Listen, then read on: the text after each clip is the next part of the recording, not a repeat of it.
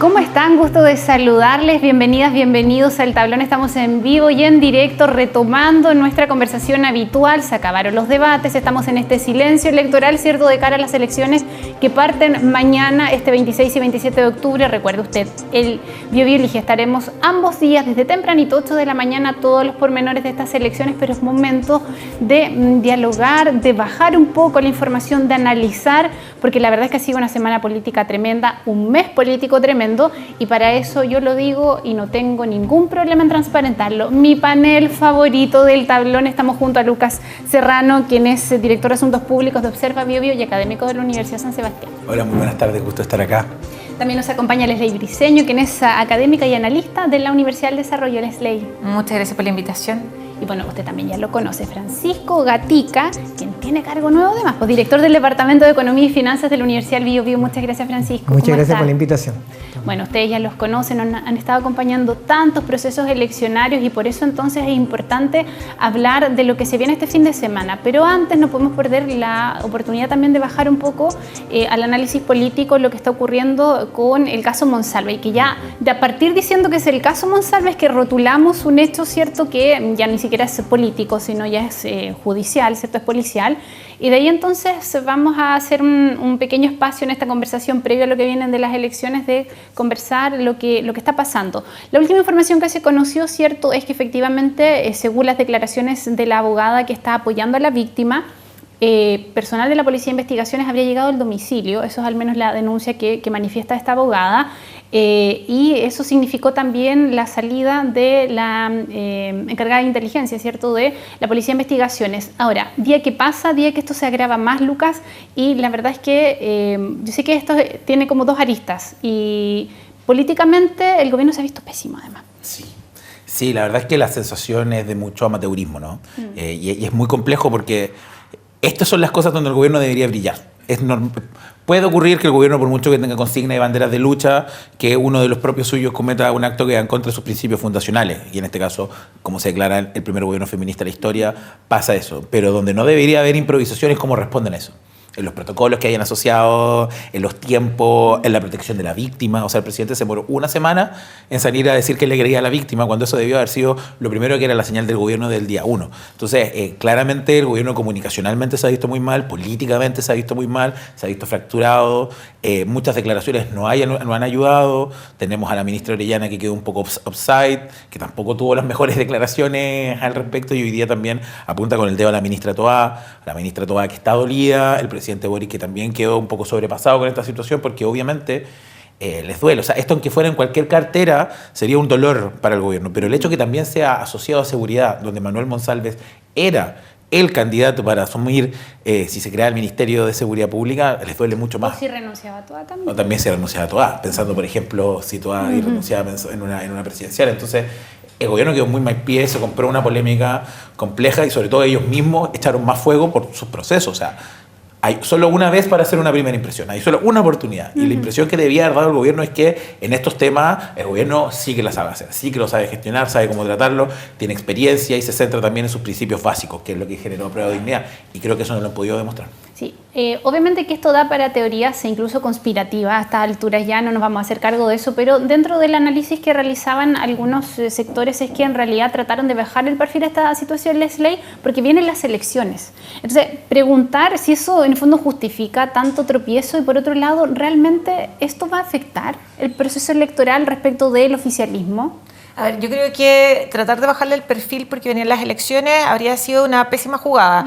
Lo más adecuado para el gobierno era haber tomado otro camino, haber sido tremendamente transparente. Lo comentábamos justo antes de partir. El gobierno debía haber dicho, esto ocurrió, haber evitado que Monsalve saliera a hacer esta declaración el jueves pasado con la moneda de fondo, haberle pedido la renuncia inmediatamente el día martes, que él queda la libertad de acción de hacer como la forma que estuviera conveniente, viajar a la región, hablar con su familia, pero todo se debió haber manejado mejor si es que efectivamente el gobierno quería que impactara lo menos posible en esta última semana previo a las elecciones. Ahora, por otro lado, si es que efectivamente va a impactar, formalmente lo vamos a saber el domingo. Sin embargo, este tipo de situaciones probablemente no impacta tanto en el votante tradicional, en el votante que de una u otra forma se ha estado informando, sin embargo puede generar un apoyo en los indecisos. Tal vez algunos andan buscando algún acto específico, como lo que ocurrió al cierre la campaña del apruebo, o alguna situación puntual de que esto vaya a equilibrar o vaya a cargar la balanza hacia la oposición específicamente, pero no es necesario que ocurra así. Ahora, ¿dónde puede impactar? Es claramente en el efecto de los indecisos y especialmente quizás no hacia la oposición, sino que hacia los outsiders de la política tradicional. Sí, vamos a retomar el tema electoral en algún momento donde también vamos a entrar por ese lado, pero Francisco, acá hablaban de la figura del presidente, ¿cierto? Que es un presidente que se ha destacado por ser, ¿cierto?, una persona que no sé si estará bajo marketeado esto o no, pero la verdad es que es como bien cercano, ¿cierto? Es como tiene una forma de abordar las cosas no de la política tradicional. ¿Cómo daña todo esto a la figura del presidente, más allá de este discurso, ¿cierto? Que algo ya nos decía Lucas, que él entrega y luego, ¿cierto?, responde preguntas 52 minutos, creo que fueron 37 o 32 preguntas. Más allá de ese episodio que fue realmente muy criticado, ¿cómo afecta a la figura presidencial? No, yo creo que claramente lo afecta a él y lo afecta a la coalición. No olvidemos que igual Monsalve era un actor relevante dentro de la coalición. Era un ministro un subsecretario que hasta instante era un subsecretario eficiente en el tema de la seguridad.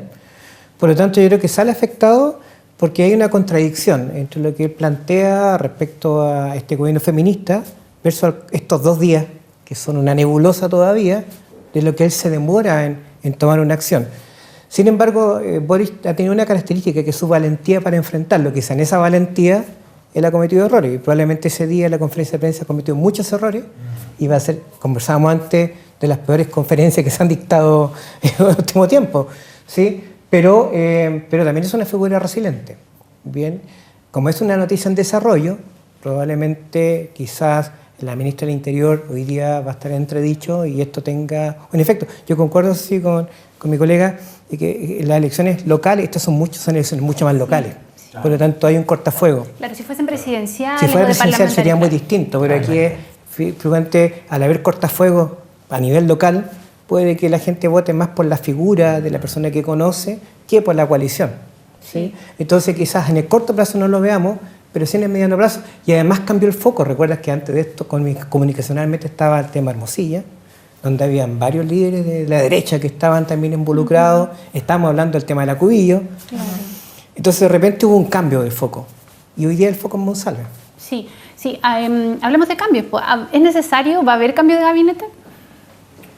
Yo diría... Paréntesis, Luca. Lo que pasa es que pienso en que ella la acusaron o la querían acusar constitucionalmente y no resultó. Entonces, ahora por esa vía ya no se puede. Hay hartas cosas en consideración. O sea, yo estoy de acuerdo con los colegas. O sea, que el gobierno se tiene que ver con una piedra en el pecho, que esto no es una elección nacional. Y que es una elección local donde se descansa mucho la popularidad de rostros locales y por eso el impacto de Monsalve no va a ser tan fuerte y creo yo, aunque eso lo vamos a ver el domingo, hay que ver cómo le va al gobierno, hay que ver cómo le va al Partido Republicano y una larga lista, etcétera. Ahora, obviamente esto es un golpe en el corazón del gobierno y lo vemos en las polémicas que están habiendo entre el PPD, el Frente Amplio, entre la ministra de la Mujer con la ministra Toá, es cierto que la ministra Toá, si esto se corrió un par de semanas antes, esto sí hubiese sido y hubiera dado mucho más peso a una acusación constitucional que en su momento yo encontré que no tenía tanto peso. Pero con esto podría haber un sustento mucho más fuerte al respecto y obviamente si el gobierno, si quiere pensar en tratar de pensar una reelección de la continuidad del gobierno, necesita un último cuarto de manera correcta y quien está hoy en el gobierno ciertamente están quemados.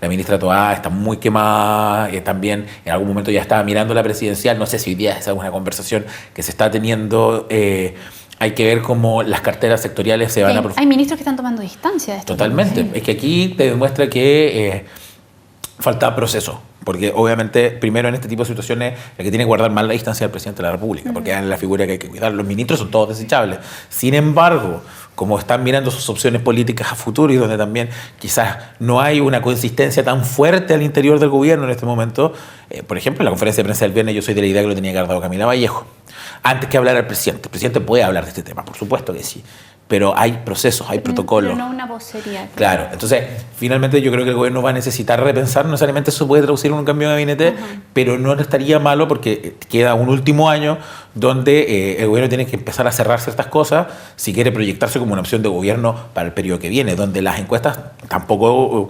¿Qué frente amplista hoy día o qué persona de Pro Dignidad está corriendo las encuestas? La persona del mundo progresivo que más marca más es Michelle Bachelet, que yo me atrevería a decir que es más cercana al socialismo democrático, que es un fenómeno electoral propio, no es atendible a la acción de este gobierno. Entonces, no es malo pensar a lo mejor dar cierto respiro y descanso a algunas personas y mandar también al sacrificio o a gastar capital político a otros. Sí, absolutamente. Hablemos de la clase de política, Leslie. Acá hemos visto cómo el Partido Socialista le suspende la militancia, finalmente él renuncia, entonces también la señal por parte de los partidos, o en particular por el Partido Socialista, tampoco fue la mejor. O sea, sí, estamos hablando de presunción de inocencia, pero yo creo que habían elementos importantes para haber a lo mejor sido más severos. Finalmente él ayer renuncia. Y por otro lado, la oposición. Las pocas vocerías que ha hecho al respecto, la ministra Vallejos ha dicho que se quieren sacar cierto provecho político de esto, y uno dice, bueno, es como obvio, pero también, en una opinión personal, siento que la oposición tampoco ha estado a la altura de la discusión frente a este hecho tan grave, además. Sí, efectivamente uno habría esperado que no solo el Partido Socialista, sino que los otros partidos hubieran sido mucho más tajantes en las declaraciones hacia Manuel Monsalve. Si bien en el momento la suspensión de la militancia podría haber sido una señal bastante fuerte, probablemente con todo lo que ya hemos sabido, que se supo muy rápidamente, creo que el partido debió de haberlo expulsado, no haber esperado que Monsalve renunciara. Sí, ha sido interesante cómo han habido declaraciones de otros partidos y de dirigentes de otros partidos, como por ejemplo Carmona del Partido Comunista, diciendo yo le creo a la víctima y siempre voy a estar del lado de la víctima, o sea, tomando una postura muy clara frente a esta situación que es gravísima. Bueno, y del Frente Amplio también, no sé, pienso en Emil Schneider, Exacto. en Winter, ¿cierto? Que han dicho es un traidor. Es un traidor, o sea, y también como otros...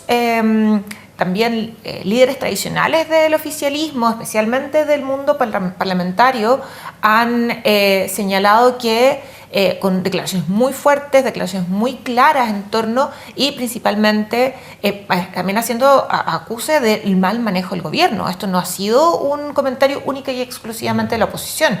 Hasta dentro de las filas del gobierno está claro... de todos los partidos, está claro que ha generado una controversia la forma en que se ha manejado.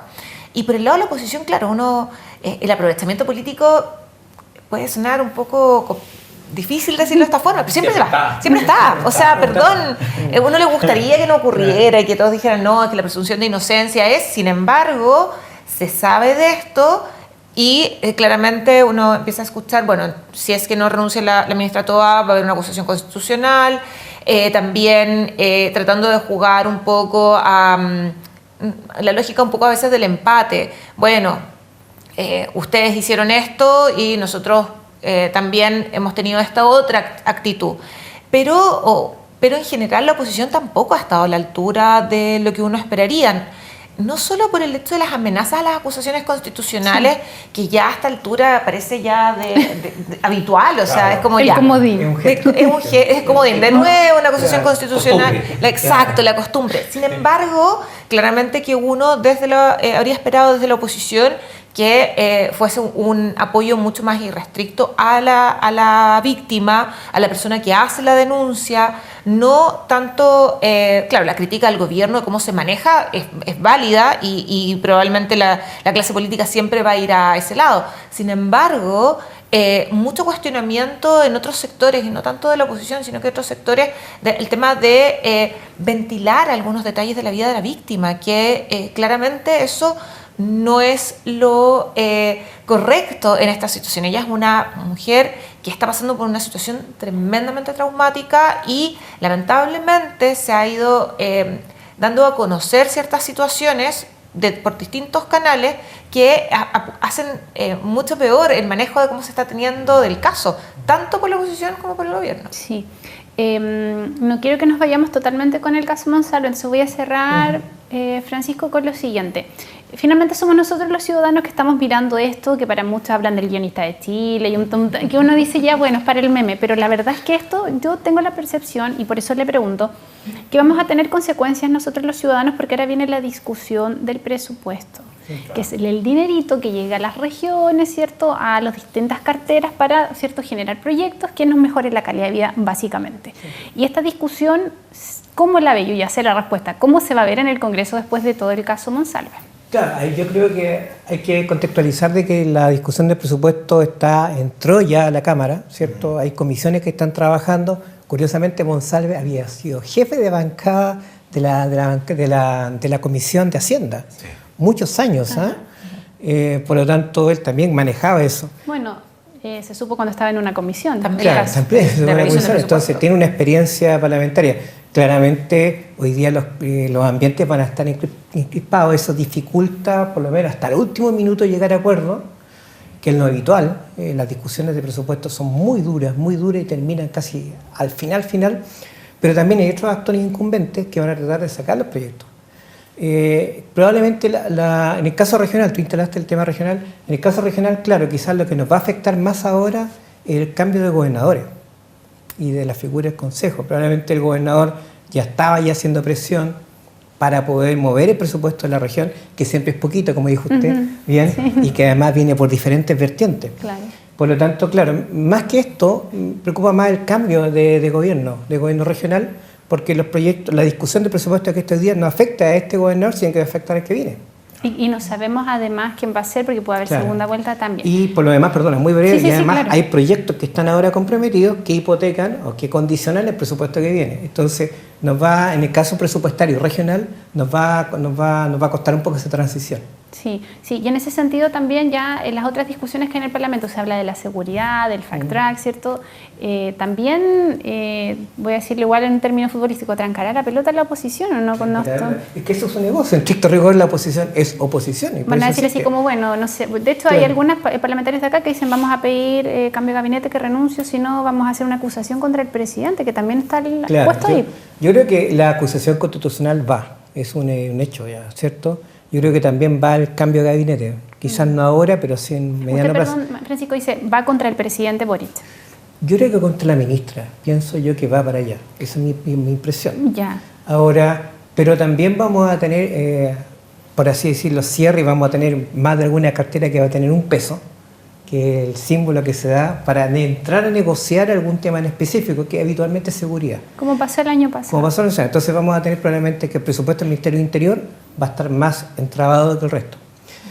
Eso también impacta en la subsecretaría. No olvides que el desarrollo regional está dentro del Interior. Claro. Pero ahí se produce otro fenómeno, que los intereses de los diputados también es sacar sus proyectos regionales. Entonces, en rigor, vamos a tener que quizás que la cartera vinculada a seguridad va a estar más entrabada. Bien, pero los temas vinculados al desarrollo regional deberían salir con la misma velocidad. Ojalá, mala o buena que tenemos. Le mandamos saludos a nuestros parlamentarios de acá, varios panelistas del tablón que se acuerdan de la región. Bueno, ya hablemos de las elecciones y para eso los invité finalmente. 2 días de elección, voto obligatorio, partamos por eso. Primeras elecciones con estas características, por ahí escuchaba que hay mucho temor que aumente el nulo y el blanco. Lucas. O sea, les digo de ahora y ya que miren la elección de concejales y miren la elección de consejeros regionales y miren el nivel de blanco y nulos y van a ver por sobre gobernador y alcalde. O sea, de sí yo calculo 1 millón más de votos que en esas elecciones a nivel nacional se van a ir en blanco y nulo. Obviamente las elecciones con voto obligatorio tienen su lógica y en este caso nos encontramos con una elección donde la gente... hay una apatía hacia el proceso político. Hemos venido, y por eso lo hemos visto tanto, de tantas elecciones, lo cual es muy bueno, pero obviamente para la gente le genera un desgaste, porque el gobierno, y lo hemos dicho en otra oportunidad, es el único gobierno de la historia que ha tenido elecciones todos sus años y han sido elecciones complejas. Entonces, por primera vez va a haber un grupo de votantes que va a entrar en este tipo de elecciones, y eso también significa mucho para las comunas. O sea, comunas como San Pedro de la Paz, donde nunca ha votado más del 45% del padrón. Ahora el promedio te dice que va a votar el 80%, que eso es lo que hemos venido viendo con el voto obligatorio.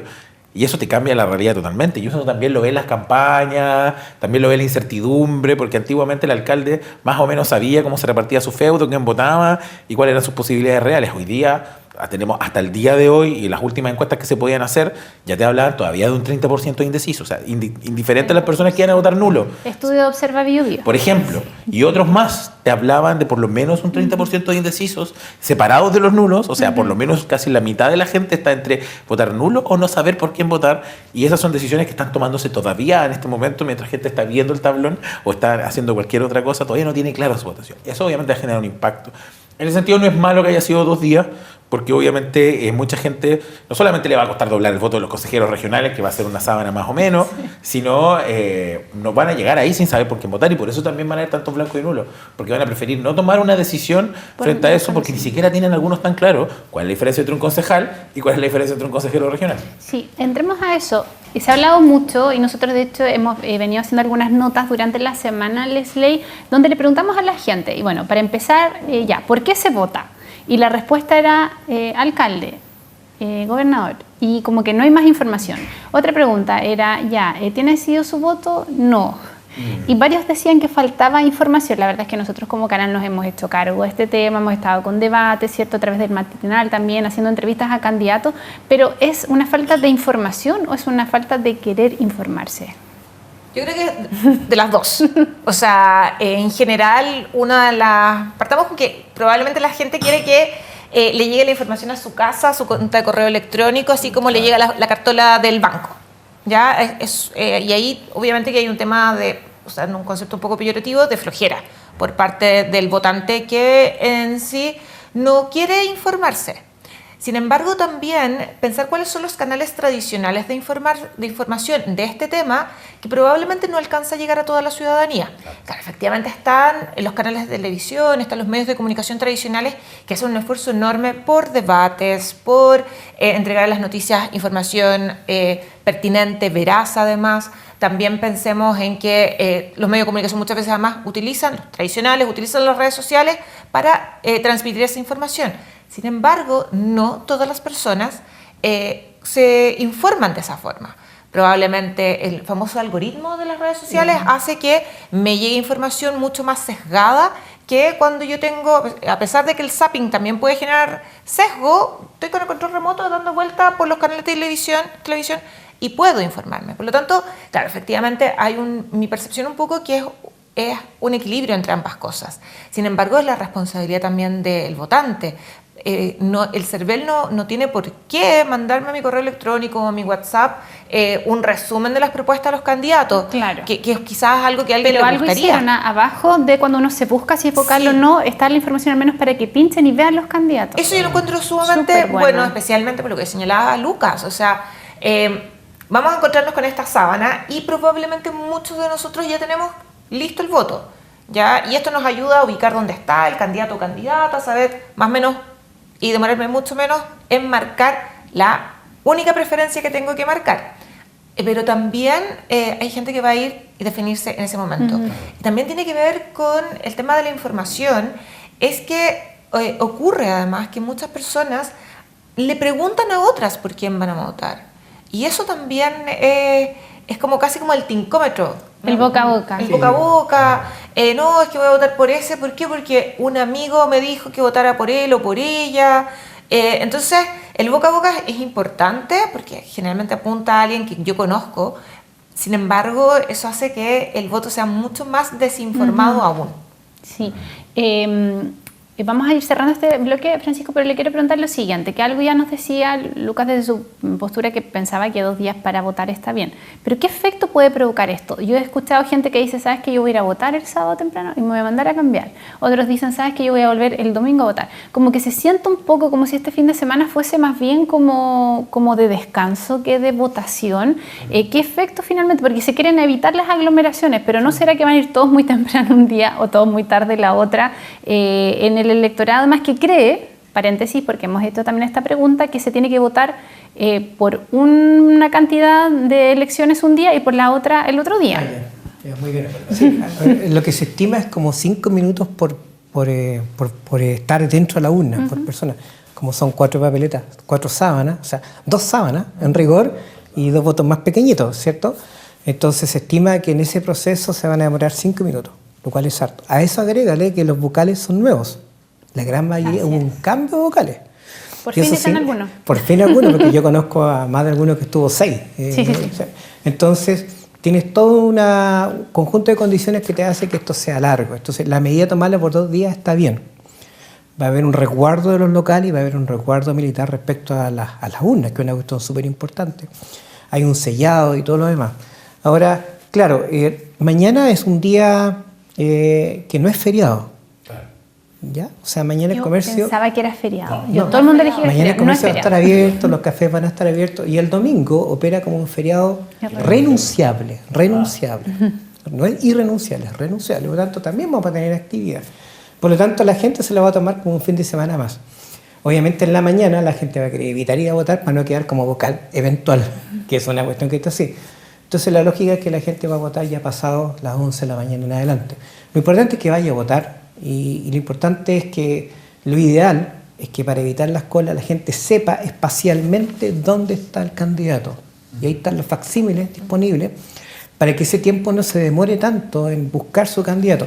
Pero como bien decía Lelier, es muy probable que ese día, en la mañana, haga la pregunta a los amigos, oye, ¿por qué no hay que votar? En la misma fila. Exacto, ¿no? Claro. Hacen la fila. Esos grupos de WhatsApp. O peor aún, en la fila. La fila, eso va a ser muy probable porque son muchos candidatos y el voto nulo está presente. Sí. Y además la información yo creo que, claro, se ha gastado, y leí un titular que se ha gastado como 46 millones de pesos en publicidad digital, en redes sociales, en el tema de la alcaldía, de las cuales la mitad de un candidato gastó ahí. Entonces la gente se está enterando... no solamente por la paloma, que hemos visto que han aparecido y la han destruido, sino que está enterándose por las redes sociales. Y los algoritmos finalmente van a privilegiar a aquel que tiene más y que pagó más. El que pagó más, claro. Eso produce un sesgo natural. Sí. Entonces, lo importante es que la gente vea el facsímil y diga, mira, mi candidato está en esta esquina, y eso va a acelerar el proceso. Perfecto. Nos vamos a ir a una pausa aquí en el tablón, pero al regreso más conversación sobre las elecciones de este fin de semana. Ya estamos de regreso en el tablón. Muchísimas gracias por su sintonía. Estamos junto a mi panel favorito conversando sobre lo que se viene para este 26 y 27 de octubre. Recuerde, BioBio elige desde las 8 de la mañana. Vamos a estar transmitiendo tanto el sábado como el domingo los pormenores de estas elecciones, y también en estos momentos estamos transmitiendo por nuestra señal, ¿cierto? Online, Canal 9.cl, y nuestras redes sociales, Facebook y nuestro YouTube. Nos busca como Canal 9 BioBio TV para que igual haga ahí sus comentarios. Vamos a cambiar el orden. Vamos a volver en este panel para conversar con Francisco. Hablemos ya hablamos de la desinformación, pero hablemos de la otra perspectiva, las campañas acá a nivel regional. ¿Cómo observa usted la manera en la que se han abordado? Yo siempre cuento las cosas que decimos afuera de cámara, lo siento.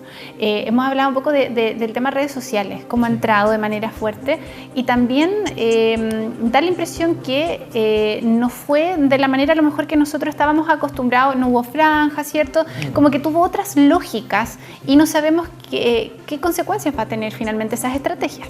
Sí, o sea, lo que tenemos hoy día es un escenario abierto, hablábamos justamente antes. Sí. No tenemos claridad, probablemente en cada comuna pueden haber 2 o 3 nombres que están corriendo fuerte, pero las probabilidades, como desconocemos también cómo se comporta ese electorado que va a ir a votar hoy día obligatoriamente, porque las elecciones municipales anteriores no fueron así, recuerda que iba quien quería a votar.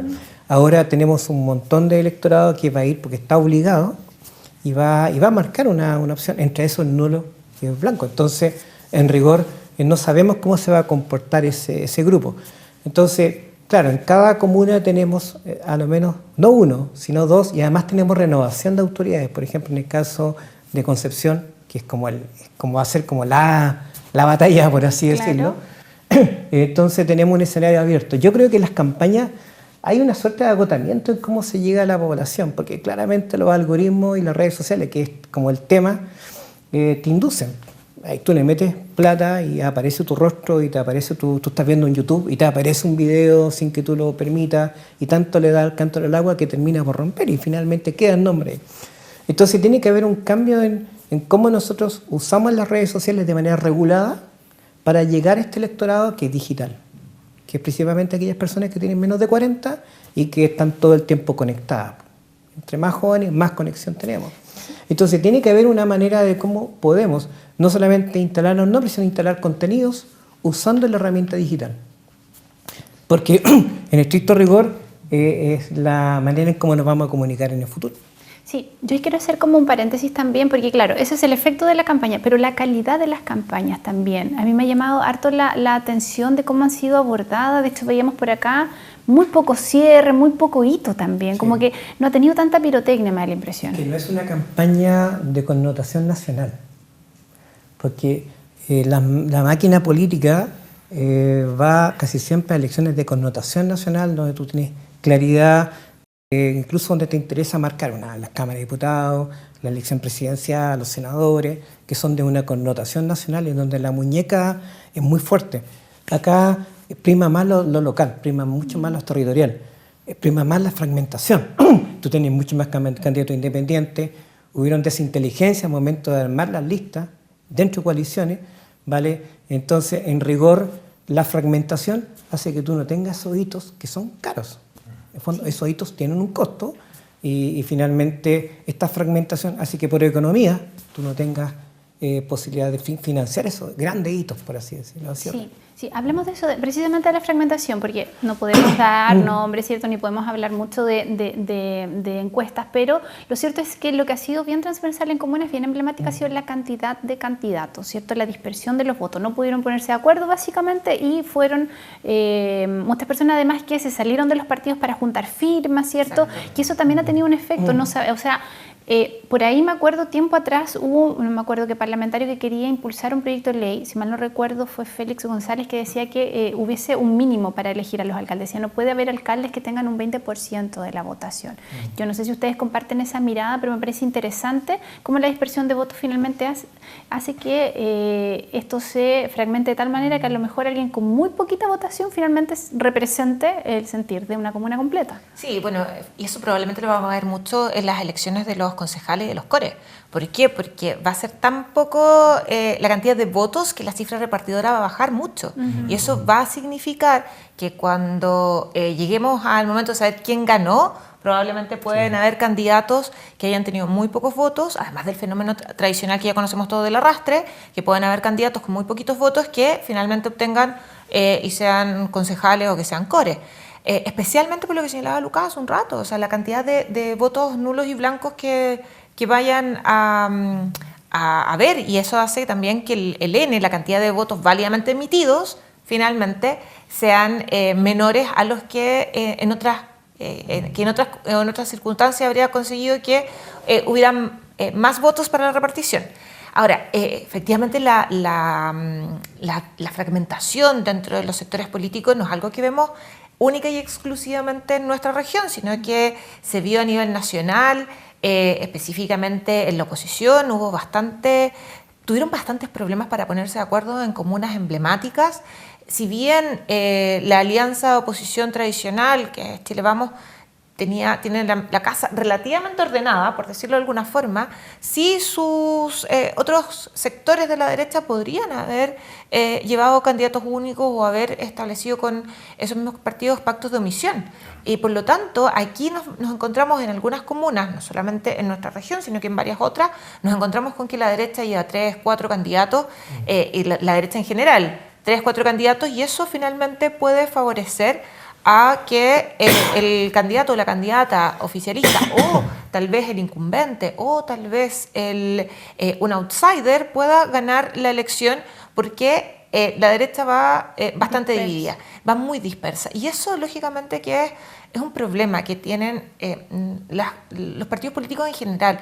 Últimamente nos damos cuenta que hay tanta fragmentación, les cuesta ponerse de acuerdo, cuesta tener claridad de cuáles son los espacios donde ellos están negociando. También encontramos, porque no es solamente en la planilla de los candidatos, sino que incluso también en la discusión parlamentaria.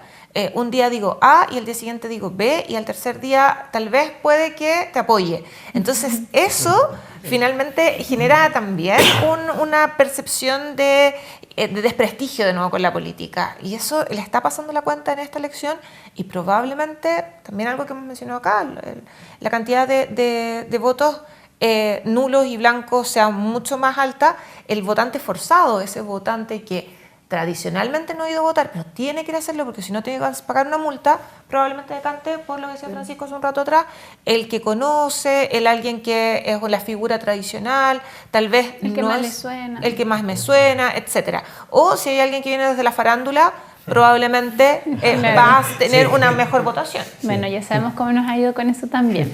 ¿Hay o no hay? Voy a plantearlo así nomás. ¿Hay o no hay segunda vuelta de gobernadores regionales? Sí. Lucas Serrano. Sí. No, imposible. O sea, es imposible que alguno de los candidatos hoy día llegue al 40% de los votos.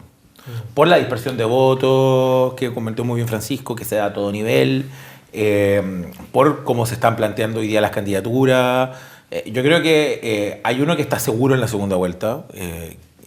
Ya. Claro, pero es muy difícil que esa persona gane en primera vuelta. Y ¿O que quiere ganar en primera vuelta? todos quieren ganar en primera vuelta, o sea, por supuesto, porque la segunda vuelta te habla otras lógicas. Sí. Aparte, una segunda vuelta con voto obligatorio. Sí, eso quería decir yo. 24 de noviembre. Exacto. 24 de noviembre, voto obligatorio para usted tener una papeleta con solo 2 nombres si es que hay segunda vuelta. ¿En qué? Es que tenemos que hacer educación cívica Totalmente. todo el rato. El 40%. Eso es lo que tienen que obtener. Si no lo obtienen, Claro. segunda vuelta. Si ninguno de los candidatos llega al 40%, nos vamos a esa elección del 24 de noviembre. Creo que van a ser muy pocas regiones que logren eso. Y en ese sentido, yo creo que nuestra elección de gobernador regional va a tener una segunda vuelta muy rara, porque la segunda vuelta pasada, entre Rodrigo Díaz y Flor Valls, no votó ni el 19% del padrón. Y ahora van a tener que ir a votar el 80%. Fue como el 15, ¿o no? Sí, fue una locura lo poco que fue. Fue bajísimo. Y aquí va a ocurrir lo mismo, y también hay otros niveles que van a entrar. Ahí van a verse las alianzas, los votos cruzados, el nivel de rechazo. Porque si la situación de la gobernación regional. Totalmente. Entonces, todo eso, y se va a abrir otra lucha y otra lógica que obviamente va a complicar o les va a hacer más cómodo el camino a los candidatos. Pero yo creo que el elemento fundamental es lo que plantea Francisco. De momento, la mejor lectura que vamos a poder tener del panorama hoy día va a ser la votación del domingo. Sí. Porque una elección local siempre también es buena para propender a la elección nacional. Y más allá del último proceso constituyente, que fue cuando votamos en la segunda constitución en contra, no hemos tenido ese ejercicio democrático a un nivel donde también está el rol de los candidatos territoriales, está el rol de las fuerzas políticas, por ejemplo, sobre todo para la elección de gobernador, de concejal y consejero, donde mucha gente dice, yo quiero votar por el candidato de gobierno o del partido X. Entonces, hay muchas incógnitas en este momento que vamos a descifrar y vamos a poder leer mejor una segunda vuelta, y también cómo queda el gobierno, cómo están las fuerzas, qué cálculos alegres puede sacar el gobierno. Yo creo que el oficial, es decir, la oposición tiene un desafío muy grande. Yo creo que, por ejemplo, Concepción podrían ganarlo, pero yo creo que la dispersión de votos lo va a terminar asesinando entre ellos mismos.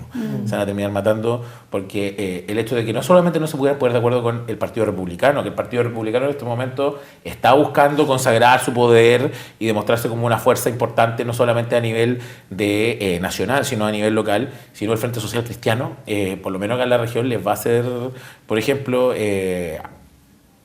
a un candidato de gobernador, yo creo que la presencia del candidato del Frente Social Cristiano, el candidato del Partido Republicano, le puede quitar votos tranquilamente. Y a lo mejor con eso él podría haber intentado esta locura que no es tan descabellada, pero imaginar que hubiera pasado el candidato Chile Vamos y el candidato del Partido Republicano a segunda vuelta, hubiese sido un golpe a la cátedra y hubiese sido también un asterisco para poner un poquito cómo está ocurriendo la situación con el manejo del gobierno. Sí. Sin embargo, lo que es claro es que va a haber segunda vuelta, que también, ojo con el voto de rechazo en esta elección.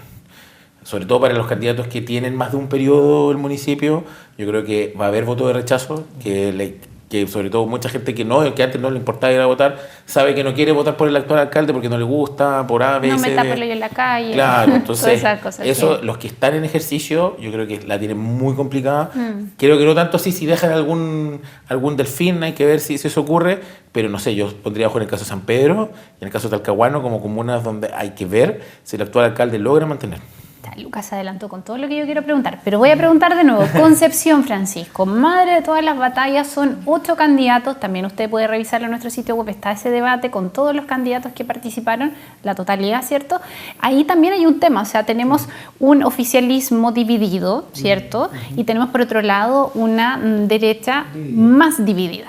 Sí, yo creo que hay... Lo que pasa es que lo que sucede con la lista del Partido Republicano es que ellos están efectivamente demostrando su poder. Si te das cuenta, la publicidad que se hizo estaban vinculados a la derecha de sus dos candidatos presidenciales. Por un lado apareció el candidato Kast con el candidato local, aparecía Belín Matei con el candidato local, lo que no sucedió en el oficialismo. Hoy día, por así decirlo, es un pecado, salvo un candidato que se tiró, que fue el del Partido Liberal. ¿No hay candidato presidencial? No hay candidato presidencial, no en rigor. Entonces, la derecha ocupó esta elección también para ventilar los rostros para la presidencial, que algo planteaba Lucas respecto a que esto te permite medir cómo están los equipos territoriales de cara a la campaña que viene. Entonces empiezan a ver, ¿sabes qué? Aquí operamos mejor, aquí operamos con mayor debilidad, hay que reforzar. Entonces para ellos es una prueba vinculada a tus rostros. Y así al final del día, la conclusión va a ser, ¿sabes qué? Los candidatos que apoyó Evelyn no le fue tan bien o le fue bien, y así también los candidatos de Kast le fue peor de lo que él pensaba. O sea, va a haber un análisis de esa naturaleza. Ahora, claramente el Partido Republicano tiene un discurso más testimonial, más... Ellos les cuesta armar alianza, eso ha sucedido antes. Les cuesta armar una coalición valórica con sus vecinos a la derecha. Y eso ha sido una cuestión del partido, de cómo se ha instalado ese partido. Ellos hablan incluso de la derecha, por así decirlo, ellos hablan de esta centro derecha como una derecha más maleada, y ellos como una derecha más pura, por así decirlo. Entonces, al final del día, la derecha está tirando, está evaluando, está haciendo un tester de sus candidatos. Sí, pero es interesante, Francisco, paréntesis, le voy a preguntar lo siguiente, porque claro, un tester de sus candidatos porque hay, o sea, asumo que no hay candidatos en el oficialismo y eso también perjudicaría las candidaturas en Concepción, porque por ejemplo vino Alberto Undurraga, ¿cierto? Sí, que es el presidente diputado presidente de la democracia cristiana, claro, pero él no es una figura... Como pensando en las personas que vinieron a apoyar a las candidaturas acá en Concepción. Lo que pasa es que salvo el caso de Mirosevic, Vlado Mirosevic, hay como un pacto de que si tú tiras un candidato, adelanta la discusión presidencial, ya se produce el pato cojo al presidente Boric, que eso lo planteó Lagos, ¿se acuerdan? En algún minuto. O sea, tú le instalas candidatos alternativos, inmediatamente el presidente casi pasa a ser decorativo. Claro. Bien, entonces hay como la necesidad de aplazar este discurso por lo menos el próximo año.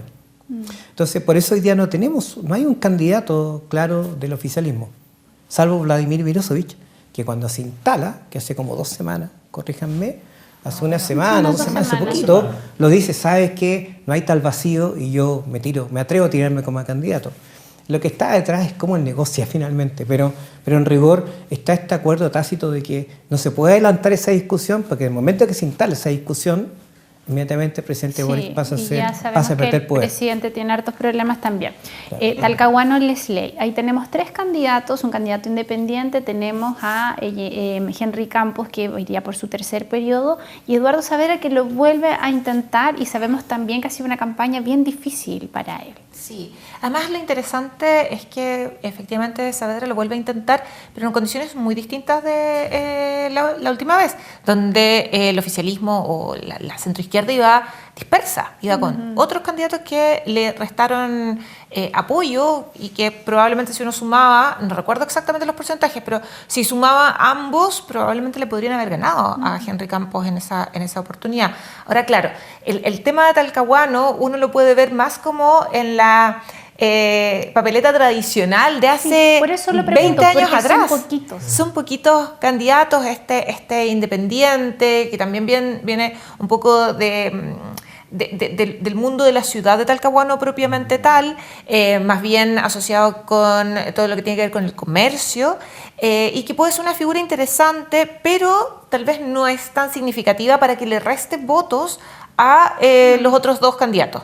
Y probablemente nos vamos a encontrar mucho en la lógica de la señora que va a ir a votar, o el joven que va a ir a votar, que va a estar nuevamente pensando en esta lógica, bueno, esto es como concertación derecha, concertación alianza por Chile, iba a decir, porque es de la forma más tradicional. Muy de los 2000 esto. Exacto, porque además nos encontramos con un candidato de la derecha que es tradicional, en el sentido de un partido tradicional, que además tiene una historia ya del incumbente, pero como decía Lucas hace un rato, o sea, probablemente le va a ser más difícil poder ganar por lo mismo, porque se presenta en un frente mucho más unido y organizado el Partido Socialista apoyado transversalmente por la con fuerza, una primaria. con una primaria también. Entonces hay un respaldo, claro, hacia ese candidato, pero esto se decía el domingo, no se decía antes.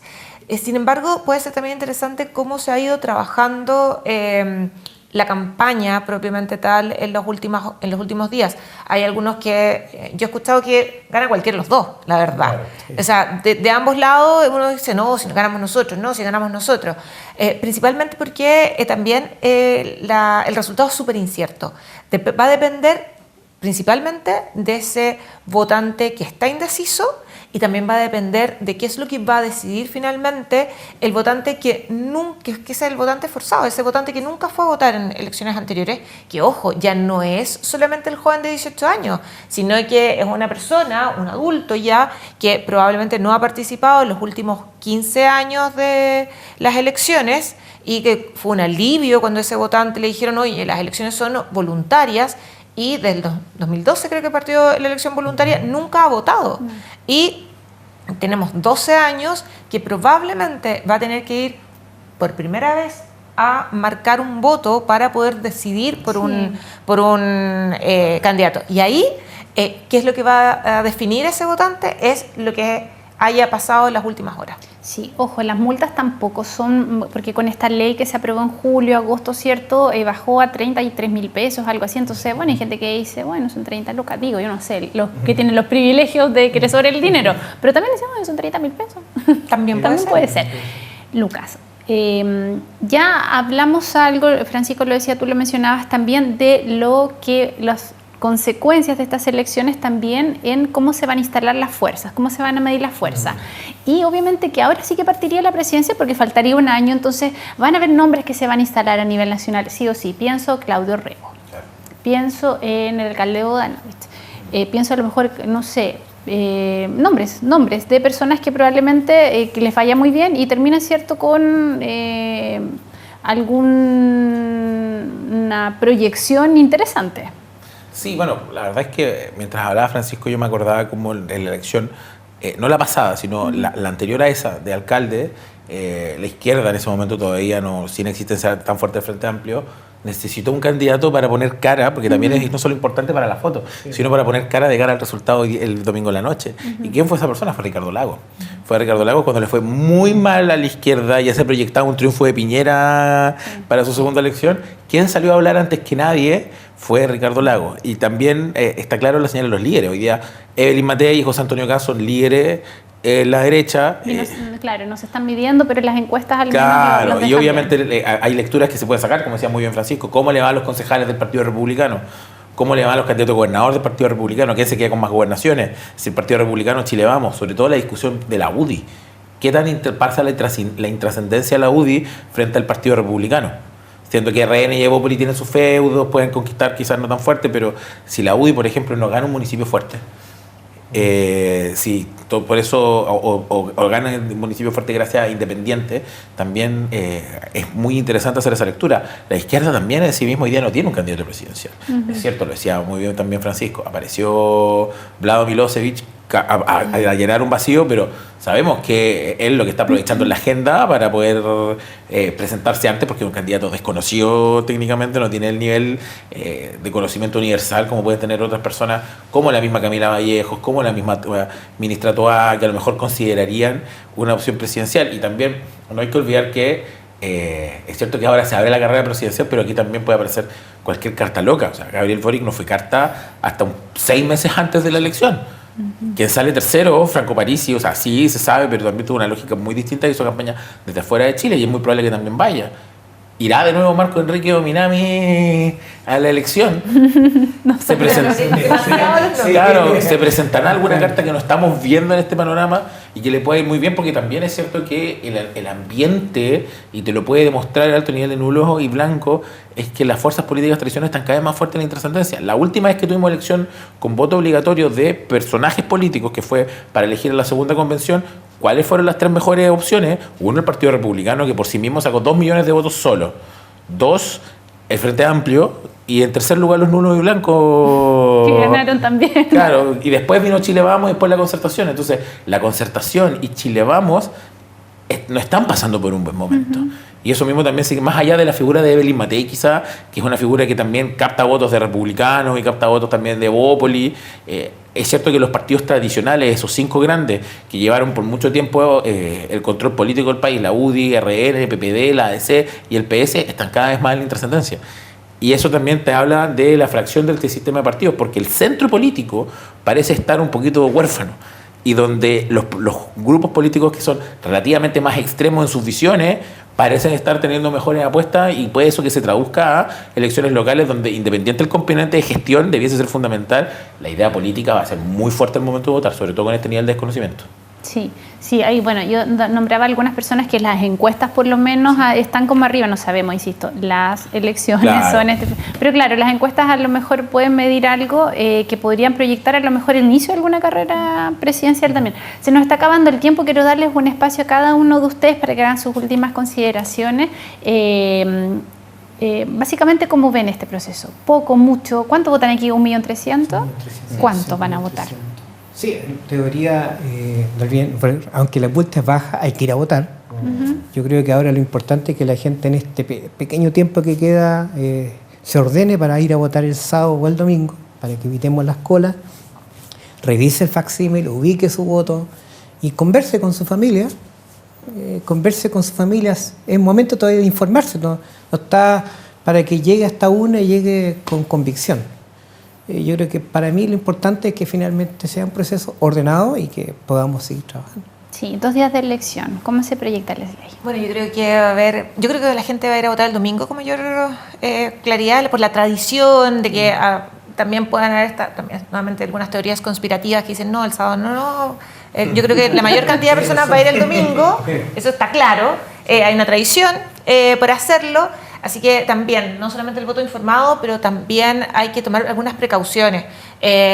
No se le olvide llevar el carnet de identidad, no le vaya a pasar como ese ministro hace mucho tiempo atrás, que al final terminó votando con el carnet de conducir y tuvo un tremendo problema, su carnet de identidad. También va a ser calor, eso es algo que ya se ha anunciado, va a estar mucho más primaveral de lo que hemos tenido esta última semana, así que también la hidratación, la ropa cómoda, pero fundamental el voto informado, ir, informarse, no decidir en el momento, no preguntarle a sus mejores amigos por quién va a votar o por quién debería de votar, porque esto es una responsabilidad de todos nosotros, es un deber. Y obviamente estamos eligiendo quién va a tener que gobernarnos, no solamente en nuestras ciudades, sino que también en la región. Sí, Lucas. Sí, yo la verdad es que creo que estas elecciones son muy importantes por el momento político en el que estamos.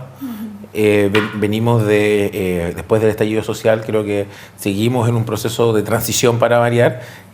Pasamos de la transición a la democracia, a la transición a no sé qué, pero estamos transitando, estamos en constante tránsito, pasamos de un momento muy progresista que puso a Gabriel Boric en la moneda a un momento que parece ser muy cercano al Partido Republicano, con elementos de seguridad y economía, que ambas dos demandas, las demandas del estallido social y la demanda de seguridad y economía, siguen muy presentes. Entonces también nos va a dilucidar dónde está la gente, sobre todo frente a algo tan común como son sus elecciones locales, y sobre todo porque están obligados a ir, porque antiguamente no iban.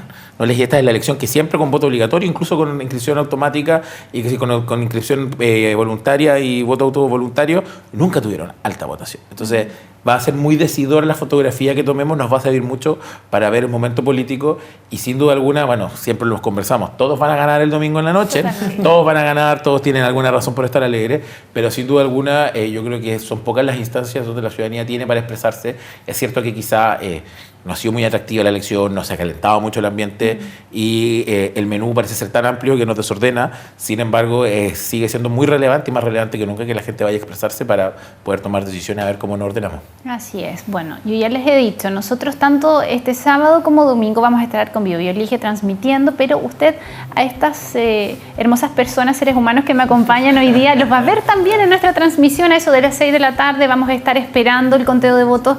Usted ya lo sabe, proyecciones, análisis, que también nos cuenten cómo vieron estos 2 días de elección, así que vamos a estar con Lucas Serrano, Lesley Briceño y Francisco Gatica también en BioBioElige el domingo. Y usted, gracias por su sintonía. Vote informado. Esto es un ejercicio de análisis, por supuesto, sin ninguna intención de inducir ningún voto, porque la idea es que usted vote informado, pero también para que vea un poco cómo está el clima. Y el llamado principal es a que vote porque hay multa, pero por sobre todo porque es un deber cívico. Ya no lo olvidemos, nos falta educación cívica, así que aquí nos hacemos cargo en el tablón un poquito de eso. Que tenga un feliz fin de semana y sintonícenos. Hasta pronto.